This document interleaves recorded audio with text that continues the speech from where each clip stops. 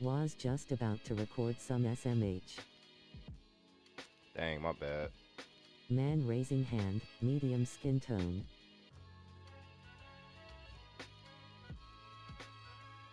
I'll try not to be too long. I didn't plan on really being too long anyway.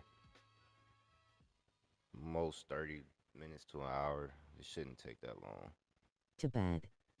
Record later Oh, chomp. snap. It's on repeat. Can everybody hear me? Can everybody hear me? Champ asterisk.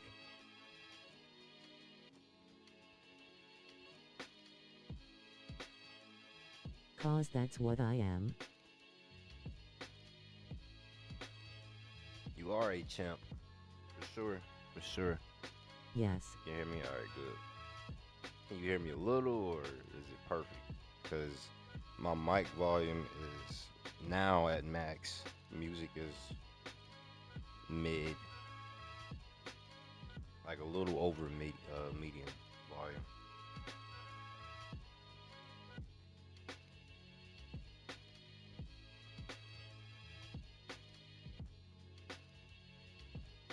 It's pretty good. Pretty good. All right.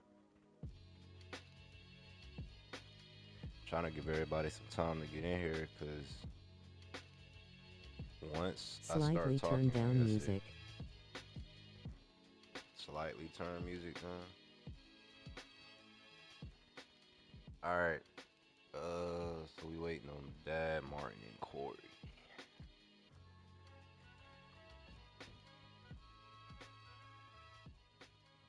Let me text Dad.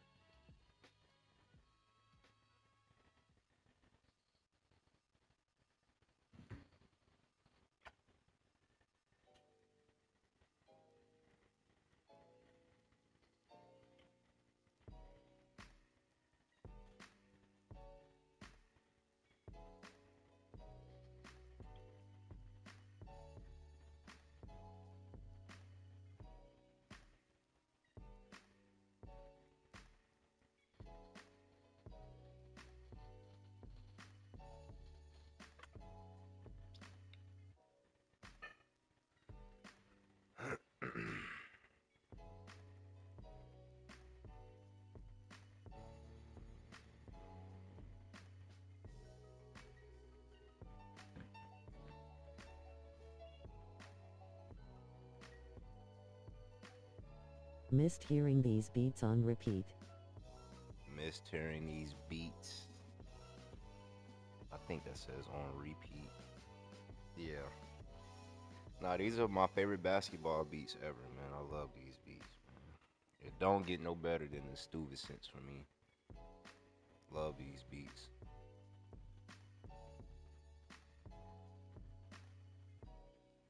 All right, it says four people, so I'm assuming one of those people is my dad. I'm not too sure who the other one is. If you when you get in here, please say that you're here, so I can know when I need to start. Cause I'm not finna wait for too long. I don't want to be on here too long. Like I'm gonna be on here long enough to talk and stuff like that. Go over everything. But I don't want to be over an hour if I'm being honest. It shouldn't take an hour. Cause once I explain everything, everybody needs to start planning on what they gonna do with their team. Because once this is over, you're gonna have to come back and watch this. Cause I'm not gonna explain it again. Like this right here is the blueprint and the blueprint only. I'm not doing this again. Because I had to do it all last era. Oh, by the way, this is now era two. The last time I did this was era one. That idea was brought to me by dad, my father, and the reason why I'm bringing this back is I actually brought it up to him this morning while we were talking. It was like, um, we were randomly talking and I just brought it up to him. I'm like, man, I'm thinking of. We were talking about the playoffs and the Orlando Magic and Bobo, some players and stuff like that. And I just So brought it up none and of was the like, rings are man, valid so anymore. none of the rings are valid anymore. Yeah, it's valid in that era. So basically, that's why when I sent that text, it's everything is a fresh start. So era one is done. I ran era one. Um, the Kings and the Pacers, they got 2 rings from that era. So that era is done. Now we enter a new era where it's kind of like, you know what it's like, Dylan? It's like Mortal Kombat when they just implemented Mortal Kombat 1. Everything is refreshed. The only the only person in Mortal Kombat that has that knowledge and that memory is 2 people. That's Liu Kang and that's old dude. I forgot his name, but you know who I'm talking about. So yeah, in other words, it's something like that.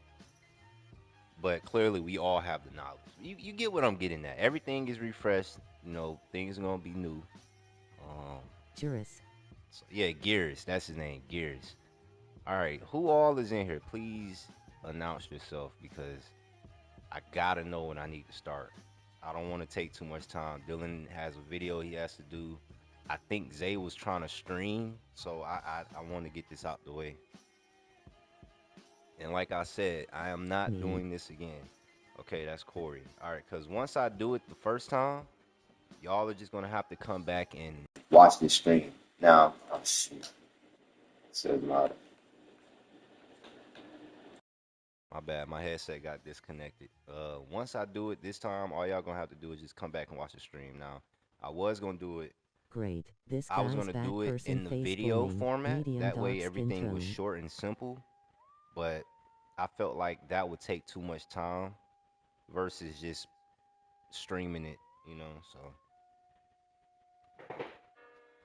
But I mean, this whole masterclass is also my dad's idea because obviously, like I understand Molly more than anybody, and with my knowledge, I could help everybody. Because if I just kept my knowledge to myself, then it wouldn't be fair. Kind of like, I guess you could say Era One wasn't the fairest because I knew everything and I put some stuff out there. I put a lot of stuff out there, but what I'm finna do now is not what I did when we were doing it the last time. All right, so where is my dad at? Where is he at? We need him because he definitely needs to know this stuff.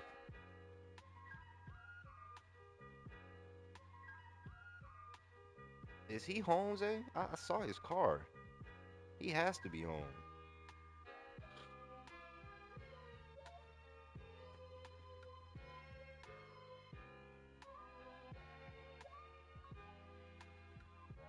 I'm gonna just text him. Hold on.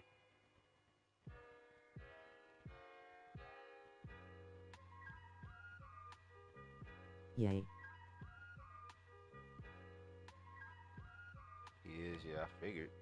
I just texted him. I don't know what he doing.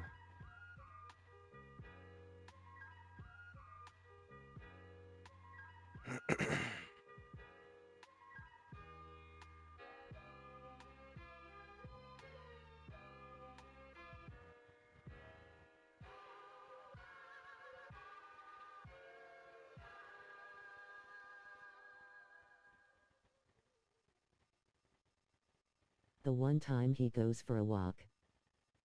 One time he goes for a walk.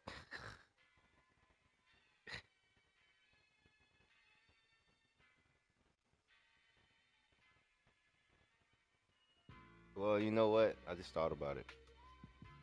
The stream is still gonna be here, so I might just go ahead and start it off. Face with tears of joy, grinning face with Okay. sweat. So, White cane. welcome to Era 2 of the Ring Chasers, um, gentlemen. Last era was very fun. We played over 10 seasons for sure. I'm gonna go over the accolades and then we'll get. Oh my gosh. I keep hitting my cord to my mono thing to where the mic is. My bad. So go over some accolades and then we will get Clumsy behind. to what we are here for. Nah, I'm not even clumsy. It's this clipboard I got. The cord is right up on it. And every time I move the clipboard, it unplugs the cord. So I just moved it and put it in my hand. So I'm holding it now. All right, let me find my notes on my phone. Okay, so here are the awards. Now, The the tiers for Arrow One. No. I'll do that after the regular awards. So we'll start from the bottom, move to the top. The Phoenix Suns, which was Corey, had an 8-14 record. Now, some of these records are going to be very low because a lot of games weren't streamed because people didn't make it to the playoffs, all that stuff, blah, blah, blah, blah, blah. So more people had streamed games than others. So Corey finished era one of Ring Chasers 8-14. Then you got the Miami Heat. Waste basket. They ended the era 5-16, but they had 3 Coach of the Years, 3 Executive of the Years, and 1 MVP. And then you move on to the Sacramento Kings. Or really, you move on to the Indiana Pacers. And they had 2 championships. The years, 1 executive of the year. I know my headset didn't get unplugged again. Hold on, man. Let me just put the other cord in. Hold on.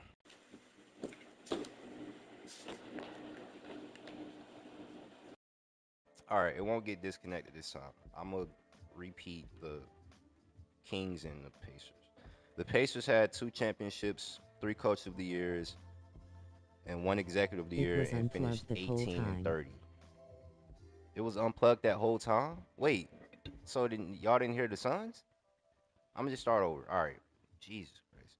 Okay, the Suns ended the season with a record of 8-14. They won no awards. Then you move on. We heard. He He's capping. capping. Oh my gosh, I'm still gonna do it.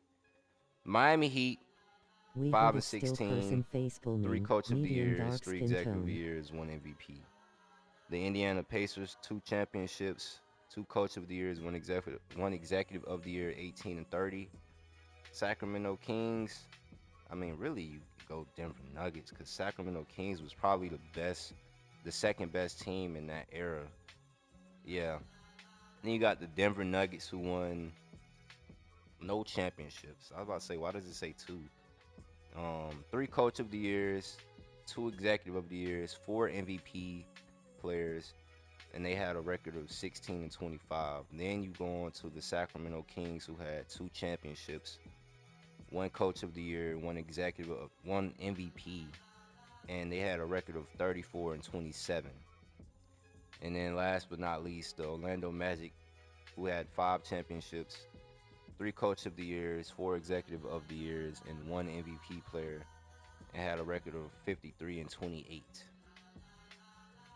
The tiers, you had Tier 3, Tier 2, and Tier 1. Tier 3 was 1 ring or 5 playoff runs, and that was consisted of the wait. Why is that team there? The Miami Heat and the Suns. And then Tier 2 was 2 rings and or 1 coach. No, not and or. 2 rings and either 1 Coach of the Year or an Executive of the Year, and that consisted of the Pacers, the Nuggets, and the Kings. And then Tier 1 was 3 rings, 1 Coach of the Year slash Executive of the Year, and produce an MVP player, and that was the Orlando Magic. Now, what we are here for. That took too long. Let's get into the masterclass.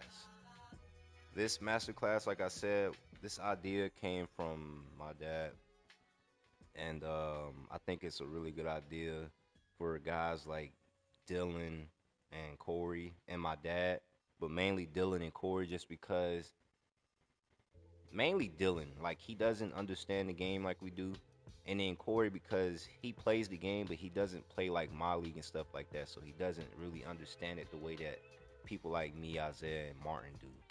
So it's very important for you three, Dylan, Corey, and my dad. So let's just start off with progression. So the way progression works, um, obviously, like if you get a guy that's a 99, and I'm on a completely, this is nowadays roster, so I'll just go to one of these guys, I guess. So let's say you start off with Nikola Jokic on your team. The highest he'll go is a 99, obviously, right? Okay, cool. Now let's go to a guy that has an A plus potential, but he's like a low overall, unless they don't have that. Okay, why is Chris? What? Oh, of course. Okay, so let's say who is a young guy that has a lot of potential? Um, Let me see. My bad, y'all. I'm trying to find the player that makes sense. I'm not just trying to find a random player. Um, I mean, I could say Paulo, but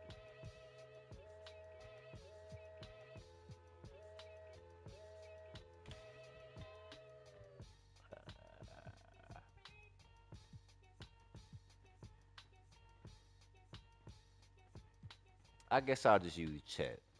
Screw it. So Chet Holmgren.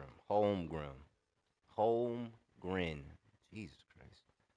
He is a young guy that has like max potential. Like he's gonna be one of, if he stays injury free and all that stuff from now on, he could potentially be one of the best bigs ever. Top five maybe. I don't know. I don't watch him in the NBA. His progression in the game, he will end up being like, if somebody was to get him and they trained him the right way, they did everything they were supposed to do, he could possibly be a 99. The same way we saw Wembanyama when I had him. Wemby ended up being like a 96, 97. So when you're drafting and when you're trading for people, you always want to look for guys that have a lot of potential. Because if you're looking for guys that are already maxed out and stuff like that, those are sometimes the guys that really don't even work out for you. Like they've already peaked. Like they're at their best. But when you go get a young guy, they're not at their best yet, and they could end up being better than the guys that you already have. Um, it takes time. It takes at max 5 seasons, maybe less, 3 or 4, for a guy to get from an 80 to at least a 90, depending on how you use the training system, which we will get into next. Um, so yeah, progression goes with overall. It goes with badges. Um, it goes it goes with a lot of things, but mainly badges and overall. I mean, yeah, stats and stuff like that. So that's progression. If anybody is confused, please let me know. Um, Now when we talk about training, let me go to it. So this is the training schedule. I believe I've showed all of you this before. Now, as you can see, you have a lot of options. You got conditioning, you got strength, you got individual. All this stuff is from low, medium, high, team systems, scrimmage, shoot around, study film, team bonding, injury rehab, body work. All of this stuff is important for progression, not only for statistics, but for badges. Or I believe it works for badges. I know for a fact it works for statistics, but I feel like it has something to do with badges as well. I'm not entirely sure. I don't know that. I can't guarantee that. But here's the key thing to keep note of in when it comes to training. Obviously, you have some things that say low, you got some things that say medium, you got some things that say high, and then you got things like shoot around, study film, team bonding. Those things don't have low, medium, or high. It's just what it is. Now, just because something says low training does not mean that there's a low risk of injury or low risk of fatigue or intensity. No, there is a medium chance at conditioning low for someone to get hurt. Now, when you go to medium, it's high. And then when you go to high, it's very high. But it's not the same for everything. Um, When you go do individual training, the low is low. Then we go to medium, it's medium. And then high is obviously going to be high. Team system, low. Like the only things that are medium risk at low from the start is conditioning and strength. I don't think scrimmage, yeah, scrimmage isn't either. So you have to keep note of that. Low, medium, and high. They tell you what you need to know. There is a high chance if you scrimmage high that someone gets injured. There's a medium chance if you scrimmage on medium or whatever you want to do that someone gets hurt. So you have to be very strategic when you do training. Like for instance, when I do my training, I'll do like I'll show you what I'll do. I'll do like individual I'll do like individual low in the morning. Then I'll do shoot around afternoon and then um well this is for an off day cuz I do it for game day and off day. Off days, why is it on strength? For an off day, what I would do is I'm gonna start with game day because it's easier for me to do it for a game day. So for a game day in the morning, I would have them do individual low. In the evening, I would do injury rehab, and in the afternoon, I would have them do a shoot around because I don't want anybody to get hurt. Notice how everything is low.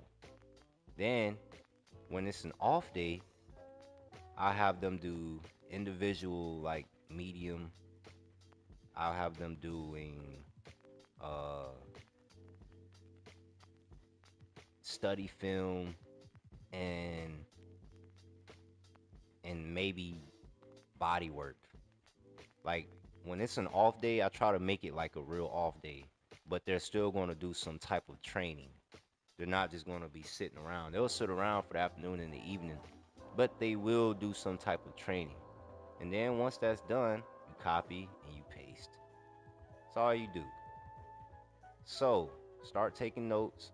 Start getting an idea of what you want them to do on off days when it's game day because those things matter. Now, like I said, if you do these things, there's a chance that someone gets hurt. So that's that. Let me keep track of where I am so I don't get off track with anything. So that's potential, badges, progression, and training. All right, cool. Now, we're going to get into the importance of position, who to play and where to play them. So let's say now this is gonna be a tough one because okay, let me see how I can think of this. Okay, you know what? Let's take Giannis for instance, because I had Giannis. I won, I think, 2 championships with Giannis. Now it says that Giannis is a power forward center, right? Now when I had him, I played him at the three. Why did I play him at the three? Well, first off, that's his original position was small forward until he got all big and stuff. So I played him at the three because in the league, most of people's best scores were either at the two or the three. Sometimes the five. It just depended on what team was what.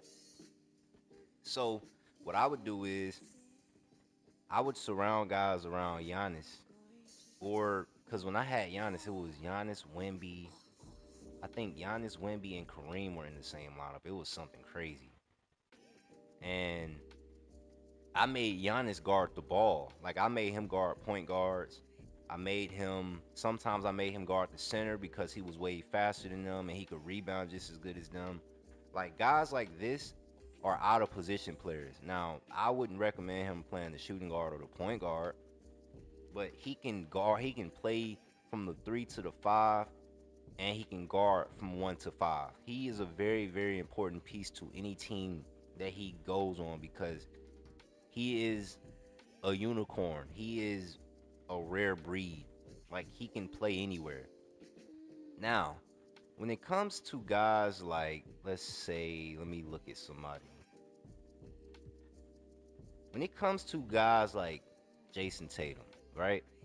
Now, what would I do with a Jason Tatum? Everybody knows me. I like tall teams. I just do. I've always been that way. If I had a Jason Tatum, right? Now, let's look at some of his stats. He has an 87 three-pointer, a 96 mid-range, 89 dunk. He has a very good post game. He can dribble. He has defense. He can rebound, and he has a little speed to him. Now, what I would do with a guy like Jason Tatum is I would not play him at the power forward. I wouldn't play him at the small forward. I would play him at the shooting guard. Why would I do that? Well, because here's the thing. Most guys, let's say the average shooting guard from the last season, you had Kobe, you had um who did I have? I had Jimmy Butler, I think was my shooting guard. I know Klay Thompson was for a couple seasons, but I'm gonna just go with Jimmy. So you had Kobe, Jimmy Butler, Isaiah had I think he was running Curry at the two at one point. I can't remember. Um the Denver Nuggets were running, I don't know, they had a couple people. I don't remember. Martin was running T Mac and Corey was running MJ at the two. So everybody's two guard basically was dominant. Like they could score, right? Then when you get to the small forwards, my small forward was Giannis. Um, Isaiah's small forward was KD for a while. Um, the King small forward I think was Tatum. I think it was. And the Suns I think was Scotty. And the Heat I can't remember. I think it was Scotty Barnes for a while, and then Martin ended up getting somebody. I don't remember. But anyways, the small forwards didn't score more than the shooting guards on the average team. And Jason Tatum is a scorer. So I would put him at the shooting guard. That's what I would do. Um and that goes for a lot of guys like a Jimmy Butler. He, in my opinion, is nowadays, yes, he is a small forward, power forward. But his true position is shooting guard. I would never put him at anything under small forward. He would never play power forward if it was me. You have to know where to put certain guys because it benefits you and your team better. Same thing with Nikola Jokic. I'm gonna show you something. Nikola Jokic, yes, is a five in real life. But let me show you something. You ain't getting nowhere with a center with a 61 block. Not in this game. A 78 rebound. The 96 defensive rebound is really good. That speed, it's not going to do it. That vertical, it's not going to do it. He is not fit to be a center in this game. He is made to be a power forward in this game.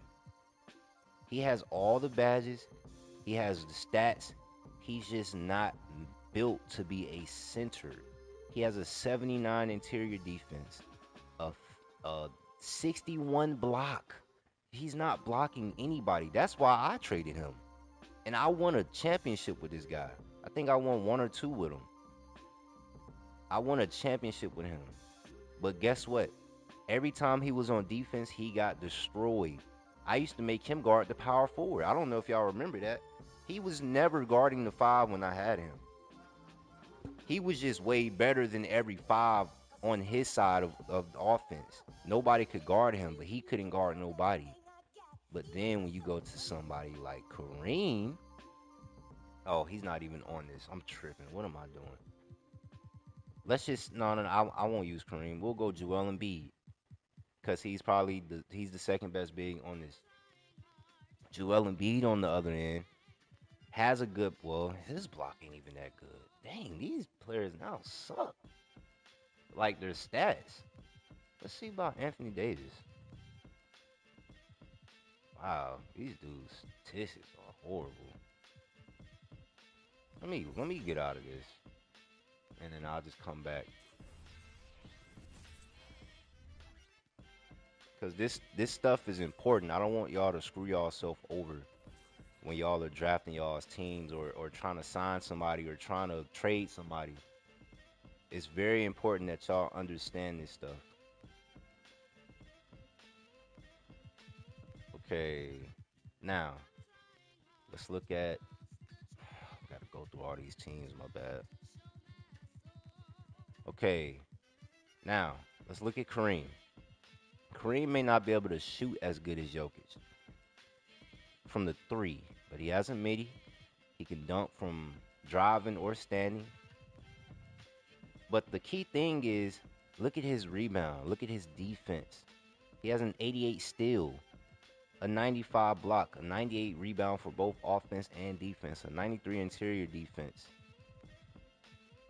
a 81 speed, a 74 acceleration, a 98 strength, an 88 vertical. This is why I traded for Kareem. This is literally why I traded Jokic for Kareem. I think I said Hakeem. This is why I traded Jokic for Kareem because he did everything that Jokic could do, literally. But his defense is better. He's faster. He's stronger. That's why when I got Kareem, I think I won two, two or three with Kareem. I think it was two. So that's very, very important. So, and it goes like that with all positions. I'll show you somebody else. Last player that Isaiah picked up the last time we did this. He came out of nowhere and instantly impacted Isaiah's team. I think he could have ran him at the point guard, but he didn't. I think it was this brother, Sar Thompson, right? Now, if you look at his statistics right now, he can dunk, he can't shoot the ball to save his life or anybody. Well, anyways, he got a nice ball handle. His passing and stuff isn't that high. Perimeter is good. His steal is okay. His block is okay. He can rebound. He's very good laterally. Pass reception is good. 94 speed, 94 acceleration, 98 vertical. Now, this is a 6'6" small forward, power forward. Now, he's not that in real life. Like before he got to the NBA, he was not a small forward, power forward. He was like a shooting guard, small forward. But the statistics he has are built for, yeah, a small forward, power forward. So what am I getting at? It's no different from when my dad was running Grant Hill at point guard. He's the same exact way. But when Isaiah had him, he developed him to like a 90 something, and he was crazy. He had all the badges. Like he ain't got no badges right now. Like if I had the other Ring Chasers file, I would show y'all. I don't think I have it. But so yes, be careful where you play people. Like certain people, yeah, I know. Like a Jokic, it says that he's a center, but he should be a guy that you consider running at the four. Jason Tatum is a guy you should consider running at the two. I would go for the advantage more than putting people at their correct position. That's all I was really getting at.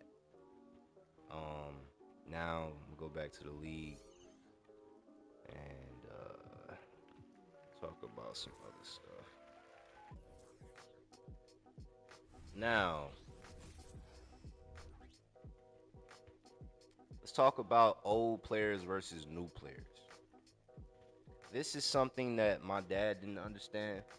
Um, I don't know who all understood this when I explained it, but I'm gonna say the same thing I said when I said it a year ago.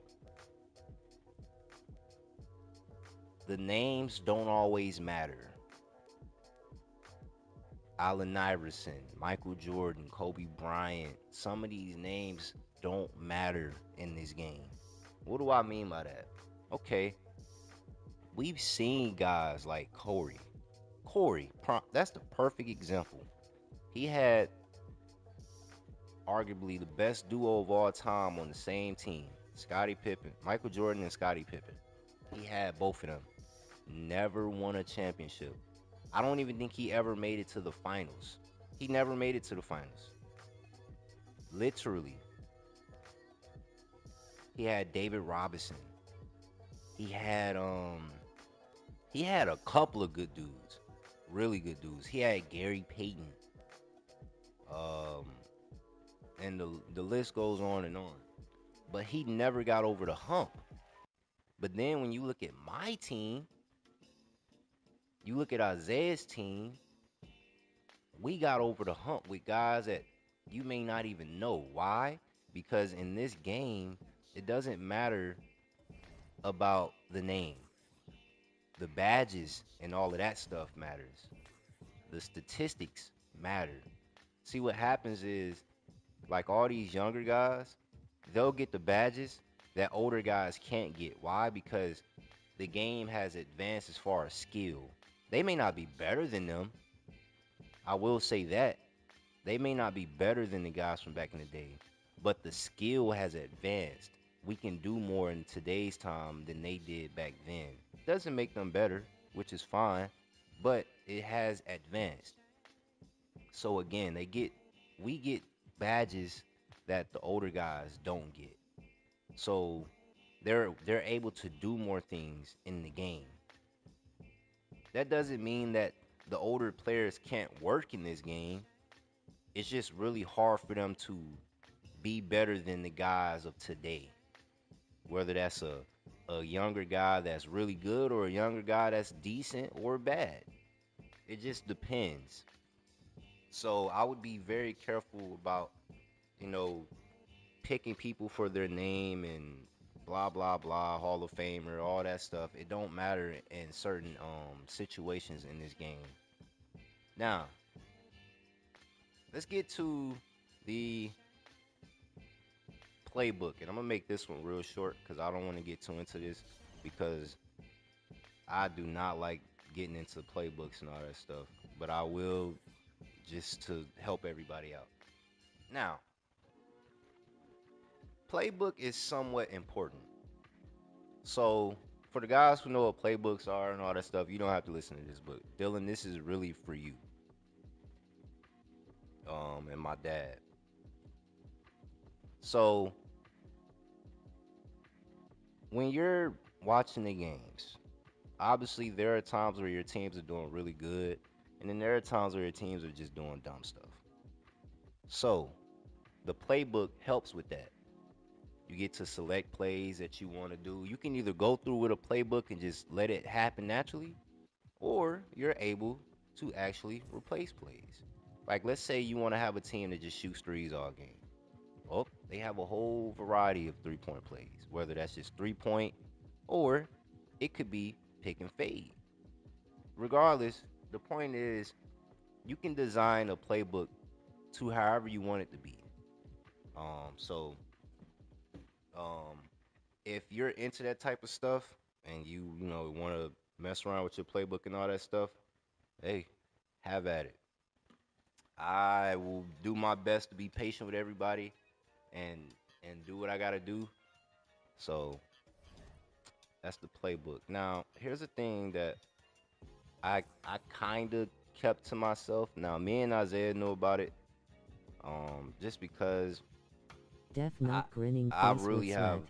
I don't have a lot of patience, so I don't really like just sitting around doing something over and over for a lot of people. But I'm gonna do it this time around. So, what player mentorship is? So, the guy on the left, he is the mentee. He's the one that's being trained. Like they're teaching this player, Corey Kispert, would be the guy that's teaching him stuff and giving him badges. This is really about badges. So as you can see, mentee level says unequipped, unequipped, unequipped, unequipped. So by clicking on a badge, that player would be working towards getting that badge. And it works for everybody. So Um, when you draft your players, or if you when we're in the regular season, whatever you want to do, player mentorship is very important for guys that you want to develop badges. Now, does that mean it's going to happen? No, because I've done it a million times, and 85% of the time it doesn't work. I don't know why. It's harder to progress a guy that doesn't have the badges than the guy that has the badge. It's just not as high. So let's say this guy had all of these badges on bronze. Well, there's a good chance that those badges go to silver. It just depends on how he plays during the game. So that is player mentorship. Now we will get into the system proficiency. So, system proficiency, this is how your office is going to be ran. Now, as you can see, balance is self-explanatory. It's everything in one. Balance doesn't focus too hard to do any one thing, but distribute shot across the whole court. Positives, limits turnovers due to pace and ball control focus. Negatives, solid all around, but doesn't excel at one thing. Then you got grit and grind. Grit and grind prides itself on slowing the game down, playing tough, and punishing you inside. The positives: slower tempo limits offensive scoring chance for opponent. Physical style wears down offenses, and interior focus creates more free throw opportunities. The negatives: slow tempo makes it difficult to come back from large deficits. Pace and space. Pace and space uses continuous ball and player movement to extend the defense and allow spacing for three pointers, and drives to the rim. Increase positives: increased 3-point opportunities, spreads. Why did I just get stuck on that word? Spreads opposition defense. Constant motion forces defensive mistakes. The negatives: sacrifices strength and height. No low post offensive threat. Not ideal for players who thrive on isolation. Perimeter centric. Perimeter centric emphasizes a space floor with four perimeter shooters and a high dose of pick and roll. The positives: creates mismatches in favor of stretch bigs. Quick means more shots for perimeter players and an increased spacing for pick and roll attacks. The negatives: typically poor defensively against bigs, often punished on the glass due to size. Lack of drives produce produces fewer free throw attempts. Post-centric. Post-centric system is for teams with size strength and who prefer to pound the ball inside. Positives: creates mismatches versus poor interior defenders, can create can create open perimeter shots for double teams, increased chance for fouls and free throws. Negatives: limited 3-point opportunities. I'm at 3-point attempts. Where did I get opportunities from? Reduced ability to overcome big leads. Most effective with size and slower tempo. Triangle. Triangle ensures a balanced freelance approach that utilizes the talents of superstar scorers. Positives: offensive rebounds, spacing for enhanced post and high post opportunities. Facilitates ball movement and isolation scoring. Negatives: does not create a lot of 3-point opportunities. Requires players with high basketball IQ. Does not create early scoring opportunities. 7 seconds. 7 seconds is all about forcing tempo by shooting quick and taking shots from the key or three. The positives: creates plenty of early scoring opportunities. High tempo creates more shots for scores. Key or three philosophy emphasizes more points per possession. The negatives: high tempo can translate into poor defensive focus, often are out rebounded. Offensive efficiency is often lowered at a slower tempo. Defense. Defensive system puts importance on making every possession tough and creating fast break opportunities with high pressure defense. The positives: assignment consistently helps on the defensive glass.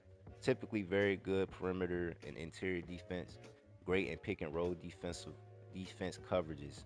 Negatives: stagnant motion hinders offense. Stagnant motion hinders offensive consistency. Three-point efficiency down from lack of open shots. Defensive pressure can increase foul chances. And that is all for the system proficiency. So as you can see, all of those things are different. None of them are even close to being the same. And it is very important that you understand which ones work best for you and your team based on your game plan and your strategy.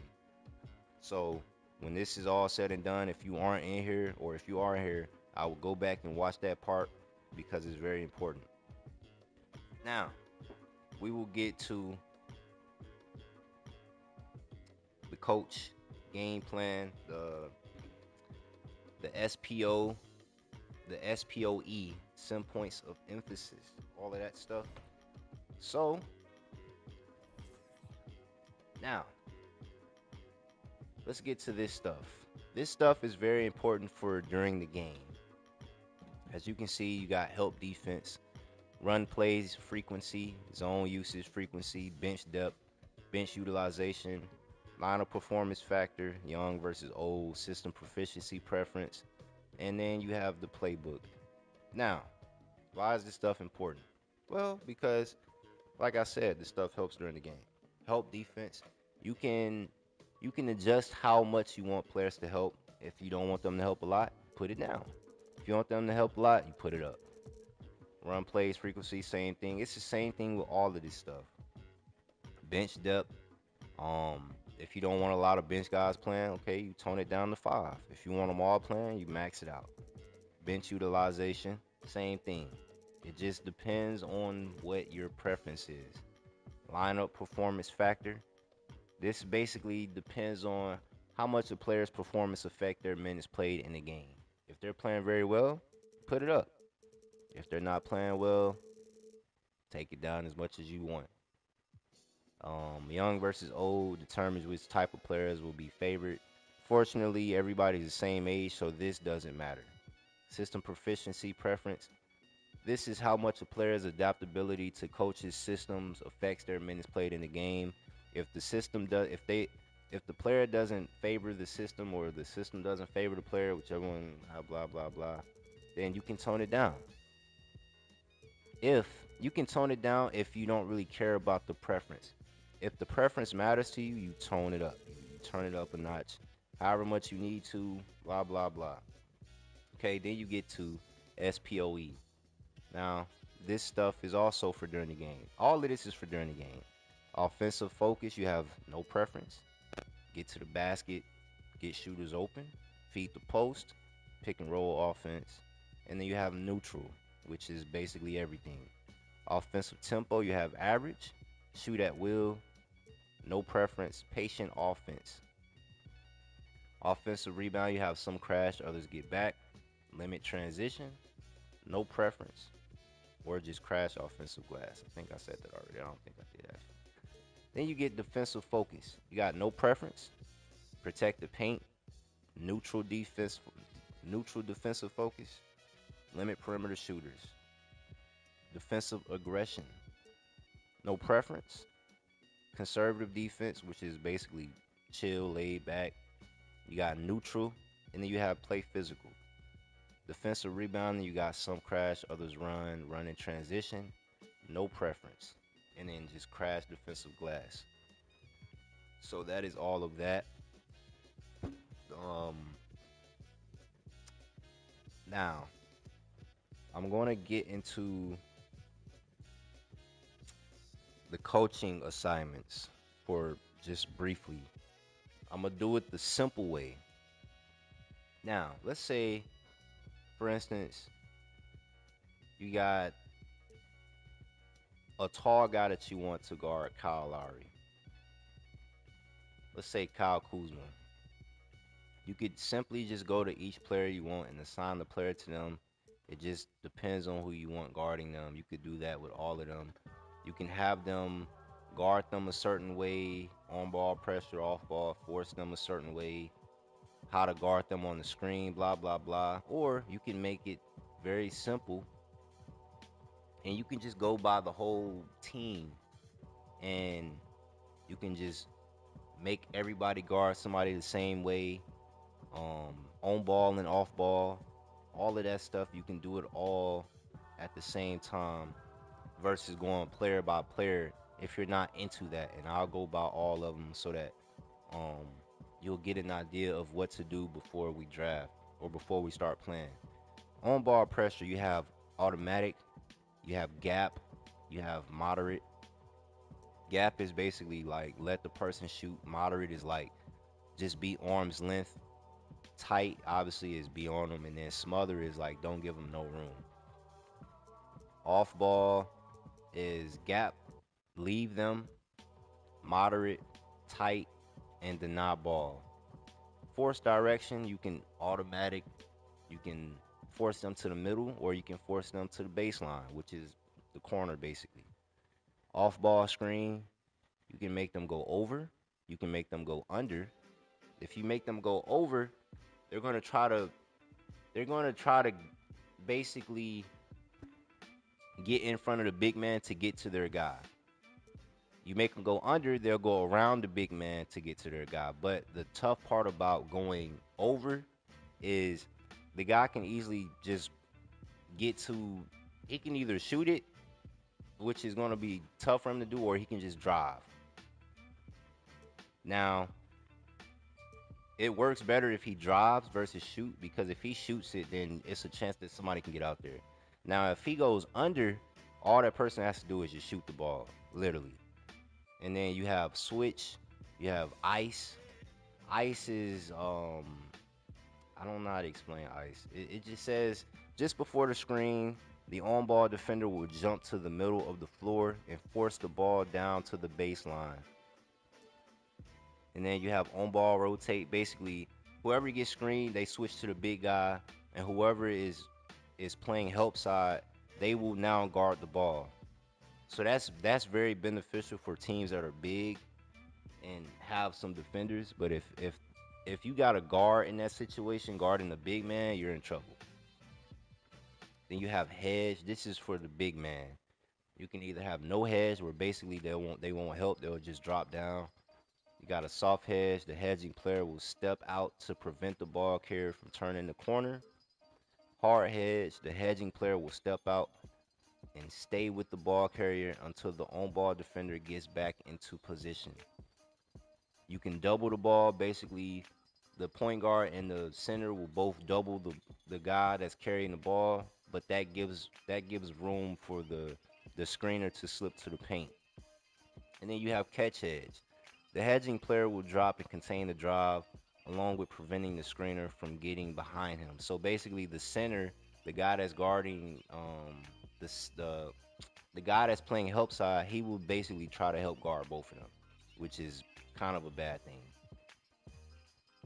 And then you just got stuff like stay attached. Like this is how they will guard the people, whether it's on ball and off ball. Always the defender will stay attached to their matchup in all hedge and help defense situations. Only on screens, the defender will stay attached to the screener when hedging. In other help defense situations, the defender will follow the team's scheme. And then you have never. The defender will not stay attached to their matchup during hedge or help situations. You have off ball screen. You have go over. You can go over the screen. You can go under the screen. Or you can just switch. Post. Now, this is how players will guard people in the post, whether that's on or off ball. You can front them. The defender will stand in front of the offensive player, forcing the pass over the top. Now, the thing about that is, if you do that, you're basically giving the other center a easy bucket, because this isn't like bum players. Like these are greats. So none of us are going to pick bad centers. So if you got a guy that has a post player, he's going to score every time if you front them. Now, if you put them behind, the defender will basically just stay behind them the whole time. If you do 3-4 top, which is I think that's what did I used to do that? The post defender will play on the inside shoulder of the offensive player with his back to the key. I think that's what I used to do. And then 3-4 bottom. The post defender will play on the bottom shoulder of the offensive player with his back to the baseline. That is what I wouldn't do because like I said with the if you front them, you're going to give them a chance to basically have a free bucket. So what I would do is I would do 3-4 top. That's what I used to do with all my bigs in the post. Is just 3-4 top. I did that with from the 1 through 5. Then you have double team perimeter. You can double team on the catch, which is once somebody catches the ball, you instantly double team, or you can double team on the drive. And obviously that means like once somebody gets the ball and they're running to the rim, you can double them. You got manual too. And then it's the same thing with the post. Switch rules. You can switch all.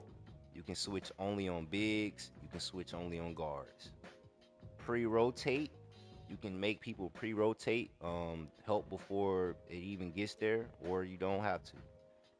Screen help rules. You can help and not rotate, and then you can just don't help at all, and then it's automatic. Drive help rules. You got automatic help and no rotation, and then no help. Cutter help rules, same way. You can extend the pressure. Now, in order to extend the pressure, you have to manually go and do it to a certain player. Um, then you have dribble handoff. You can go over, go under, switch, or leave it on automatic. Same thing with down screen. Same thing with back screen, flare screen, and then you have transition defense, where this is how they'll guard them in the transition. No threes. Basically, on the transition, you're killing the three, but you're allowing them to get inside points.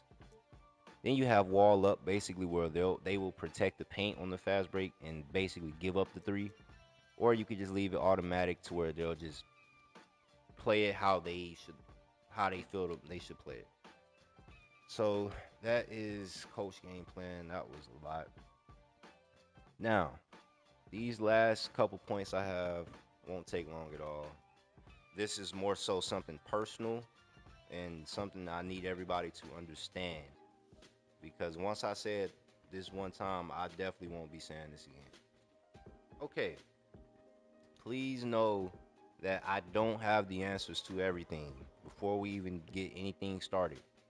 Um, every defensive setting won't work. Every offense won't work. Every playbook won't work. I don't have the answers to everything. If I did, I promise you I would have everything fixed. Um, because at the end of the day, we're not the ones playing, we're watching. So we have no control of what actually goes on. We just we put our teams out there, we build, we do everything we got to do. But at the end of the day, it's always going to be something foolish going on to where we have no control over it. So I just want that to be known because once something goes left, it ain't my fault. Um Another thing, from now on, I will not be manually subbing no matter what point of the game it is. I'm not doing it this season. I'm at this era. I will not be doing it. If you know you're going against a certain team, you may need to just have a different game plan or different lineup plan because I'm not doing it. If you know who you're going against, make a certain lineup for a fourth quarter lineup or whatever it's got to be because you know what time it is. Like me, I did my lineups based on what I was going against. I never did. I always did a regular season lineup, but once we got to the playoffs, that's when I really changed my lineup. So, like that's for instance, like I had Jonathan Isaac coming off the bench the whole season. Um, the whole time I had him actually, I think he came off the bench. But my last three rings in the playoffs, he used to come in the fourth quarter at my shooting guard. Why? Because I want my best defenders in during the fourth quarter. I don't care who it is. I want my best defenders coming in that fourth quarter. My fourth quarter was Ben Simmons, Lamar Odom, Jonathan Isaac, Giannis, Wemby, and Kareem or Dwight Howard. Like you gotta have a plan for everything. All right, next. There will only be 3 trades a season. Not a week, not a month, not every other month. a season. 3 trades only. We ain't finna be in here messing up the season. I'm at the league and all that stuff. We're not doing that this time. You get 3 trades. That's it. 3. And how the trades are gonna work is swaps are allowed again. If you got a 99 and you're trying to get a 99, we will just swap them. If we won't, we not gonna do all that trading where you gotta trade 2 99s to get 199. No. If you want a 99 and you got a 99, you'll just swap them. And it goes the same way with every other overall. If you got a guy that's the same overall as somebody else and you want him, we will just swap them. Now, when it comes to guys that's a 99 and you got like a 97 and a 90 overall that you want to trade for him, that's fine. But we ain't doing no 95 and 95 to get a 99. That ain't happening. It has to make sense. If it doesn't make sense, I'm not doing it, and I don't care who it is. I don't care if you complain about it. I'm not doing it. Um, so that's everything with the trades. And the last thing that I want to say, this is the last thing I want to say. Practice being different. It's okay to try something new. I would not worry about favorites. I know everybody has their favorite players of all time. They have lineups they see working, all that stuff. But practice being different. It worked out for me. Everybody saw that it worked out for me. I literally went in there with the most unorthodox lineup, and it worked. While everybody else were running basically traditional lineups with the greatest players of all time. I probably had the least Hall of Famers than anybody. I had the least amount of Hall of Famers than everybody in this Ring Chasers, and that's facts. Literally. So just practice being different. It may work out for you. So that's all I had to say. I actually did stream for an hour. I said it would only take an hour. So that is everything. If you are lost on anything, text me or just watch the stream over again. And even if you don't understand it, just text me in something or something. Text the group chat. I'll explain it in there. Whatever, whatever. And we will talk about it there. So that is the masterclass. I'm going to text the chat and ask everybody W for talking about this for an hour if straight. they want to do the draft tonight. If we do the draft tonight, or not tonight, I would do it right after this stream because I want to get this. Well, yeah, because we don't have to start the season tonight. If we do the draft tonight, um, I would advise everybody to go ahead and just make sure you listen to what I just said. Go look at it again, all that stuff, because it matters. But I'm about to text the chat and see if everybody wants to do the draft today. If so, good. If not, we can do it tomorrow, and then the season will just be starting sometime within this week. So that is going to do it. I will see you all either in a few later or tomorrow. So that's it. We are